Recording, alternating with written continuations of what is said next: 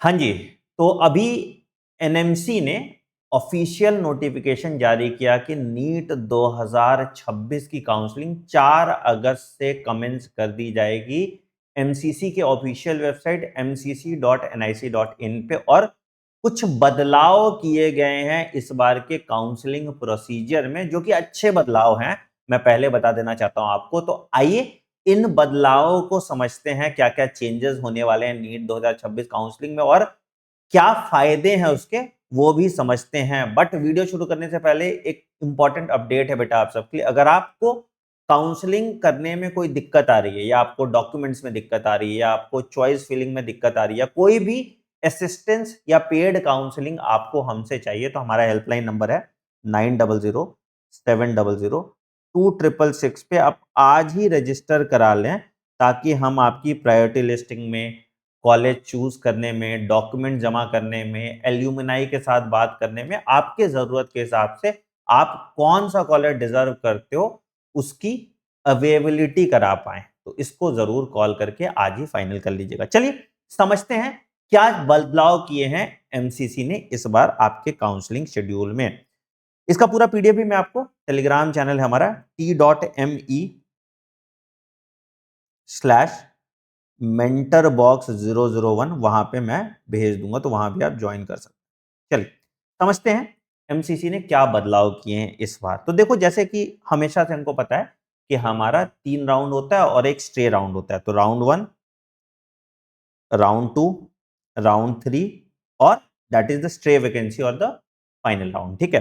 अब एमसीसी ने क्या किया कि अभी क्या होता था कि जब भी आपको कोई कॉलेज जाना होता था, तो हर बार आपको उस कॉलेज में एडमिशन लेना होता, तो हर बार जाके फिजिकली आपको रिजाइन करके डॉक्यूमेंट वापस लेना होता था। तो अब एमसीसी ने क्या किया कि भाई देखो, सिंपल सा बोला कि अगर आपको राउंड 1 में सीट मिल जाता है, अगर आप लेट्स से आपने रजिस्टर किया, ठीक है, राउंड 1 में आपको सीट मिल जाता है, तो आपके पास दो ऑप्शन है। क्या? पहला ऑप्शन है कि आप उस सीट को फ्रीज कर दो, भैया नहीं मुझे फर्दर राउंड में पार्टिसिपेट नहीं करना है। तो उस केस में क्या है कि आपको फिजिकली रिपोर्ट करना पड़ेगा उस पर्टिकुलर अलॉटेड इंस्टीट्यूट पे, अपने डॉक्यूमेंट जमा करना पड़ेगा और आपका एडमिशन का प्रोसेस यहीं पे खत्म हो गया। बट आप बोलते हो नहीं, राउंड 1 में तो मुझे जो कॉलेज मिला मिला ठीक है, मैं फ्लोट पे जाना चाहता हूं, मतलब मैं अपग्रेडेशन के लिए जाना चाहता हूं। तो आप राउंड 1 में अपग्रेडेशन करेंगे तो आप फ्लोट कैंडिडेट हो गया। ठीक है। तो इस टाइम पे अब आपको कॉलेज में जाके अपना डॉक्यूमेंट जमा नहीं करना, आप ऑनलाइन वेरिफिकेशन करा सकते हैं। मतलब पोर्टल पे जो भी रिक्वायर्ड डॉक्यूमेंट है आप डाल दीजिए, अगर डॉक्यूमेंट्स आपके सही हैं तो आपकी सीट यहां पे अलॉट हो गई और आप अपग्रेडेशन के लिए चले गए। ठीक है। फिर आप राउंड 2 में बैठ जाओगे। अगर राउंड 2 में भी तुम्हें अपग्रेडेड कॉलेज चाहिए, तो आप राउंड 2 में भी अपग्रेड करा सकते हैं, और आप फिर से राउंड 3 में भी अपग्रेड करा सकते हैं। तो ये बड़ा अच्छा बात हो गया कि 3 राउंड तक आप अपनी सीट अपग्रेड करा पाएंगे। अब राउंड 3 में जो आपको कॉलेज मिल गया, दैट इज फाइनल। अगर आप इसको छोड़ देते हैं तो आप स्टे राउंड में पार्टिसिपेट नहीं कर सकते और आपका पैसा भी फॉरफिट हो जाएगा। ठीक है। अगर आप इसको नहीं छोड़ते हैं तो आपको यहां फाइनल एडमिशन लेना पड़ेगा। अगर आपको राउंड 3 में कॉलेज नहीं मिला, तब फिर आप स्ट्रे राउंड में जाके पार्टिसिपेट कर सकते हैं। तो यही चीज है, बहुत सिंपल प्रोसेस इन्होंने इस बार का बना दिया। ठीक है। तो अगर मान लो राउंड 3 में जब आपको कॉलेज मिल गया, जब आपने वहां फ्रीज कर दिया, तो फिर आप वहां पे फिजिकली जाके रिपोर्ट कर सकते हो। ठीक है। आप वहां पे फिजिकली जाके रिपोर्ट कर सकते हो। अगर आपको राउंड 3 में भी कॉलेज नहीं मिला तो आप स्टे राउंड के लिए एलिजिबल हैं, बट अगर राउंड 3 में आपको कॉलेज अलॉट हो गया तो आप स्टे राउंड के लिए एलिजिबल नहीं है। तो ये वाला चीज आपका हेल्प कर देगा। यहां पे ये टेबल मैंने बता दिया जो आपको बहुत आसान से हेल्प कर देगा। क्या भैया कि राउंड 1 में फ्री एग्जिट है। आप राउंड 1 में अगर नहीं लेना चाहते हैं जो कॉलेज मिल रहा है ना, तो आप फ्री एग्जिट करके फ्रेश रजिस्ट्रेशन करा सकते हैं राउंड 2 और राउंड 3 में। ठीक है।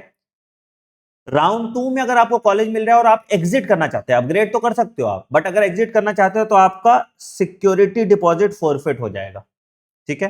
राउंड 3 में तो आप एग्जिट कर ही नहीं सकते, मिला है तो लेना पड़ेगा, नहीं तो आप स्ट्रे के लिए एलिजिबल नहीं हो। ठीक है। ठीक है।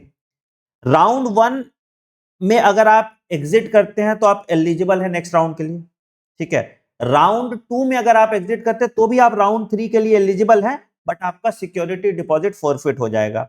बट अगर आप राउंड 3 में एग्जिट करते हैं तो आप एलिमिनेट हो गए फर्दर राउंड से, मतलब स्टे के लिए आप नहीं बैठ सकते हो।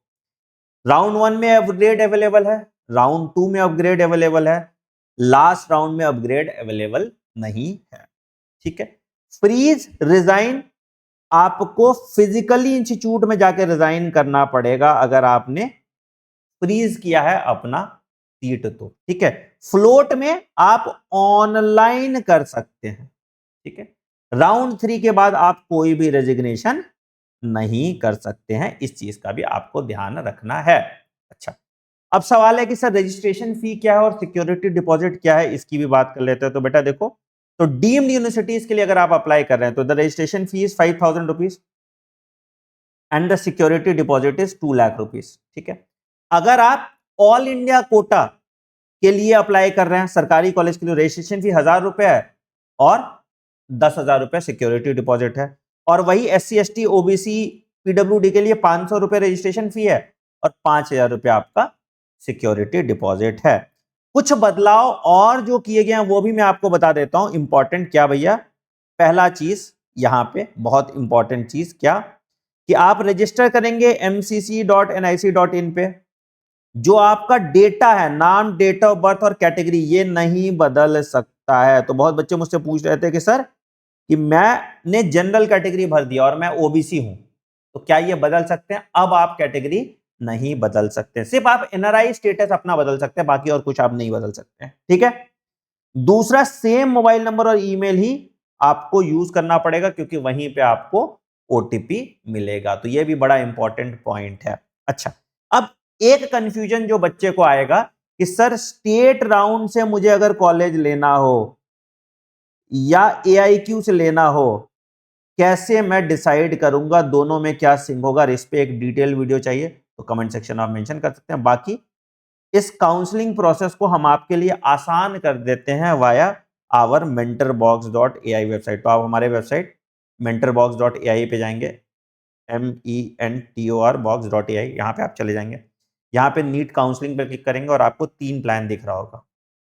पहला, कि अगर मान लो तुम्हें खुद से चॉइस फिलिंग बनानी है कि मतलब मेरी प्रायोरिटी लिस्ट क्या होगी, तो हमारा एआई जनरेटेड प्रायोरिटी लिस्ट जो ज्यादातर लोग आपको दे रहे हैं वो यहाँ पे आपको मिल जाएगा फॉर 999 रुपीज, है ना, कि आपके रैंक पे बेस्ट क्या प्रायोरिटी लिस्ट आपको भरना है वो यहाँ से मिल जाएगा।